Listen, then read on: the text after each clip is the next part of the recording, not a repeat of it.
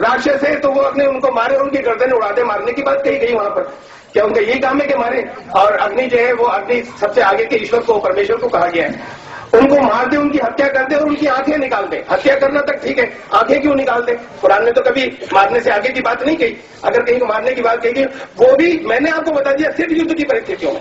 और मैं फिर ये कह रहा हूं कि मैं इसका समझता हूं, मुझसे कहा जाए तो मैं समझा दूंगा, लेकिन सिर्फ मैं तुलना के लिए मैं सामने रख रहा हूं कि ये चीजें जो है यहाँ पे मौजूद है। जब दो आईने के लगाते हैं, जब इसे समझा कि हम वेद को पढ़ें और इन शब्दों को देखें तो हमारे मन में आपत्ति नहीं आएगी और उसे हम नहीं समझेंगे ये अशांति की बात कर रहे हैं। मैं समझता हूं कि युद्ध की परिस्थितियों से संबंधित बातें हैं। और जब हम कुरान की ऐसी आयतों को पढ़ें तो हम समझेंगे ये तो सबको हमेशा मारने की बातें की जा रही हैं। ये मैं इसको सिर्फ यहाँ पर तुलना करके मैं सिर्फ इतनी बात यहाँ बताने चाह रहा हूँ। हे ईश्वर जो हमें बुरा समझा, मैं भावार्थ बता रहा हूँ यहाँ से, अनुवाद नहीं है। हे ईश्वर जो हमें बुरा समझे और मारना चाहे और हमसे शत्रुता का बर्ताव करे, उन सबको भस्म कर दे। अथर्ववेद 4:36 हम शत्रुओं को निहत्था करके उनके सारे अंगों को शिथिल कर दें और उनका सब धन आपस में बांट लें। अथर्ववेद 6:67 छठा कांड, सूक्त नंबर 67 मंत्र नंबर 3। दुष्ट की खाल उतार ले, ये अथर्ववेद कांड 8वां कांड 8:3-4 तीसरा सूक्त और चौथा मंत्र। और ये मैं भावार्थ बता रहा हूँ, ये एक शब्द का अर्थ नहीं कि इंसानों पे सबको, अब राक्षस खाली वो नहीं है कहीं बाहर के, कोई किसी और सृष्टि में के, इंसानों में के, कि जितने मनुष्य हैं उनके ऊपर नजर रख और उनके बीच जो राक्षस हो उनके मस्तक और कंधों को तोड़ दे, उनकी पसलियों को कुचल दे और उनके दोनों जांघों और कटी भाग को चीर कर फेंक दे। अथर्ववेद 8वां कांड तीसरा सूक्त और 10वां मंत्र 8:3-10। मेरे लिए तो ये भी कुरान है, मैं अपनी बात कर रहा हूँ, आप माने चाहे ना माने, आप में से कोई, इसलिए कि ईश्वर की वाणी है, खुदा का कलाम है, मैं मान रहा हूँ। बाकी और जितने लोग कोई मानते हो या ना मानते हो, और मैं ये समझ रहा हूँ कि किन परिस्थितियों में क्या क्या बात कही गई है, लेकिन हम परिस्थितियों से काटने के बाद हम इसको लाएं और प्रचार करना शुरू कर दें और हम कहें कि ये अशांति की शिक्षा दे रहा है वेद, हमें इसके ऊपर बैन लगा देना चाहिए, इस पे हमें मुकदमा करना चाहिए, इस पे हमें कानूनी पाबंदी लगाना चाहिए, तो प्रसंग से काट रहे हैं और सिर्फ नफरत फैला रहे हैं और कुछ भी नहीं कर रहे। इन्हीं परिस्थितियों में, जिन परिस्थितियों में ये बातें कही गई, जबकि मैं सच कह रहा हूँ, इनमें से बहुत से मंत्र में यहाँ पर प्रसंग और परिस्थितियां नहीं है, लेकिन दूसरी जगहों में बताया गया तो मैं परिस्थितियां समझ रहा हूँ। तो बहुत से मंत्रों में परिस्थितियां भी नहीं दी गई कि कौन सी परिस्थितियों में ये काम करे। कुरान ने परिस्थितियों के सिद्धांत दिया कि युद्ध की, जब युद्ध और शस्त्र उठाने का नौबत आ जाए, या आत्मरक्षा में, या जुल्म खत्म करने के लिए, अत्याचार खत्म करने के लिए, या संधि कहीं टूटी है, उस समय में अगर लड़ाई की जा रही है तो लड़ाई के अंदर कोई बैठा थोड़ी, अगर लड़ाई में कहा जाएगा कि मारो, लेकिन कुरान ने उसके अंदर फिर साथ में कुछ नैतिकता की बातें भी की जो भी मैंने नहीं बताई, मैं बात को बताऊंगा, जो मुझे इन मंत्रों के साथ में इस जगह पर, काफी तो वेद के अंदर अच्छी चीजें भरी पड़ी हैं, मेरी तभी तो आस्था है, लेकिन इन मंत्रों के साथ में वो नैतिकता की बातें नहीं, कुरान में उन जगहों पे नैतिकता की बातें भी हैं यहाँ पर। मैं तो सिर्फ इसलिए कह रहा हूँ ये बात, और ये भी मैं तुलना इसलिए नहीं कर रहा हूँ कि इसलिए वो अच्छा हो गया, ये मैं तुलना इसलिए कर रहा हूँ कि यहाँ पर तो वो नहीं थी, तब आपको इसके ऊपर आपत्ति नहीं लगी, और वहां नैतिकता की बातें साथ में थी, जैसे 8:65 अभी सूरत नंबर 8 सूरह अनफाल और आयत नंबर 65, अभी उसका यहाँ पर अनुवाद पंडित जी ने रखा था, और उससे उसको पूरे प्रसंग के अंदर जो नहीं पढ़ा, 8:61 जो है उससे 3 आयतें पहले, तो पूरा एक प्रसंग चल रहा है, और 3 आयतें पहले उसमें कहा गया कि वही जनहुल इसल में फजना लहा, लेकिन अगर युद्ध के अंदर वो तुमसे अगर बात करें जंग रोकने की, सुलह की बात करें, फजना लहा, तो तुम भी झुकना सुलह की तरफ। वही युरीदू यफ्तहू का, अगर तुम ये समझते हो कि इनका इरादा धोखेबाजी करने का है, तो दबकर ये संधि कर रहे हैं, सुलह कर रहे हैं, वही नाहक अल्लाह पे भरोसा करना वो काफी हो जाएगा, लेकिन संधि से पीछे मत हटना वहां पर। लेकिन जब ये संधि की बात नहीं कर रहे हो और युद्ध थोप भी दिया गया, तो फिर वो तुम्हें जहां पर भी युद्ध क्षेत्र में मिले उन्हें मारो। ऐ नबी, इनको समझाओ कि ये भागे नहीं पीठ फेर कर और लड़ाई करें। तो इस प्रसंग को समझने की आवश्यकता है कि ये मारकाट की शिक्षा नहीं है। ये वो जो आयतें बताई, अभी आयतों का तर्जुमा जो पंडित जी ने अभी आयतें पढ़ी थी, उसका अनुवाद ये था कि ईमान लाने वालों के इंटरेस्ट के, जो ईमान लाने वालों के सिवा मिंदुरिल मोमिनीन का अर्थ है ईमान लाने वालों के इंटरेस्ट के खिलाफ, और ईमान लाने वालों का मतलब समझ लीजिए वो नहीं जो मुसलमानों के घर पैदा हुए, बल्कि जो वाकई ईमान रखने वाले लोग हैं, तो वो ईमान लाने वालों के इंटरेस्ट के खिलाफ तुम जो लोग काफिर हैं उनसे दोस्तियां मत करना। इसलिए कि और ये भी युद्ध से संबंधी बातें और उसका जो गाइडिंग प्रिंसिपल्स हैं, उसके जो रहनुमा उसूल हैं, उसके जो मूल सिद्धांत है वो मैंने आपको पढ़ के सुना दिए कि इन आयतों को उसके अंतर्गत पढ़ा जाएगा कि अल्लाह तुम्हें उनसे दोस्ती करने को मना नहीं कर रहा जिन्होंने तुमसे युद्ध नहीं किया और जिन्होंने तुम्हारे दीन की वजह से तुमसे युद्ध नहीं किया, तुम्हारे घरों से नहीं निकाला। अल्लाह तुम्हें उनसे दोस्ती करने को मना नहीं कर रहा, बल्कि मना उनसे कर रहा है दोस्ती करने को जिन्होंने तुम्हारे दीन की वजह से तुमसे युद्ध किया और तुम्हें तुम्हारे घरों से निकाला।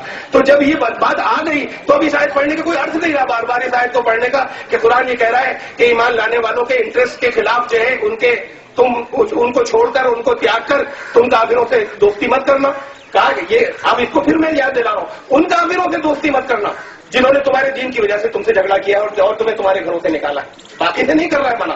तो एक जगह सिद्धांत आ गया, उस सिद्धांत के अंतर्गत पढ़ी जाएंगी। कुरान को समझने का यही उसूल है। अगर आप समझे कि नहीं हम तो ऐसे नहीं समझेंगे, जिसी जगह कोई आयत निकलेगी बस उसी को फाइनल मानेंगे हम और कोई प्रसंग नहीं देखेंगे, उसका सिद्धांत भी नहीं देखेंगे, आपकी मर्जी मत देखिए, आप कुरान को गलत समझते रहिए, लेकिन मैं समझा नहीं सकूंगा। फिर आप अगर मुझे समझाना है तो मैंने आपको बताया कि अब जितनी भी आयतें ऐसी आएंगी उसके अंतर्गत आपको पढ़ना पड़ेगा। उन 3 युद्ध की परिस्थितियों में, युद्ध की जब परिस्थिति आए जो इन 3 में से, अगर इन 3 के ऊपर आपत्ति हो तो ठीक है, लेकिन अगर इन 3 पे नहीं हो तो जब युद्ध होगा तो फिर तो ही किया जाएगा कि युद्ध क्षेत्र के अंदर पीठ फेर के मत भागना और लड़ना और मुकाबला करना, इसलिए कि फिर उसके बाद अधर्म आ जाएगा, वरना धर्म नहीं रहेगा। ये थी सारी बात। और ये मैंने कुछ वेद के मंत्रों के यहाँ पर हवाले दिए और वो आयतें जो पढ़ी थी और दोस्ती रखने वाली की थी उसका उत्तर दिया। ऐसा लग रहा है कि ये तो आप महसूस करते ही हैं कि लोग ऐसा समझते, ऐसा क्यों हुआ होगा। कोई जो आपने वेद के उदाहरण दिए, हालांकि हमारा जो विषय है वो कुरान शरीफ को लेकर, आपने तुलना की दृष्टि से कुछ उदाहरण दिए हैं, ठीक है अपनी दृष्टि से, लेकिन मेरा निवेदन ये है कि ये चीज ऐसी केवल एक जगह की नहीं, आमतौर से हर एक व्यक्ति ऐसा मान रहा है।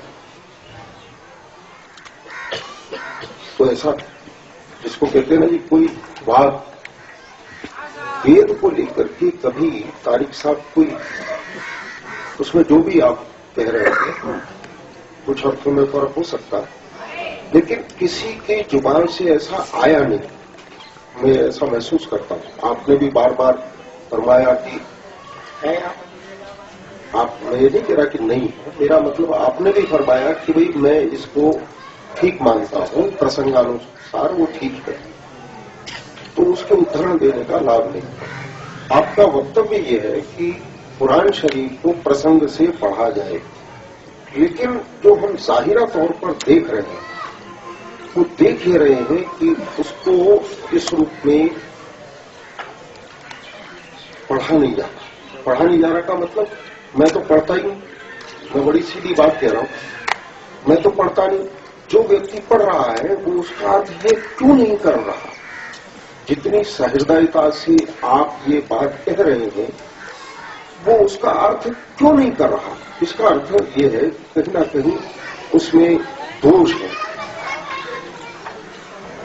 टीचर स्कूल कॉलेज में अच्छी बात पढ़ाते हैं, कोई भी नहीं कहता गंदी बात पढ़ो, कोई भी नहीं कहता मेरे ख्याल से कोई भी टीचर।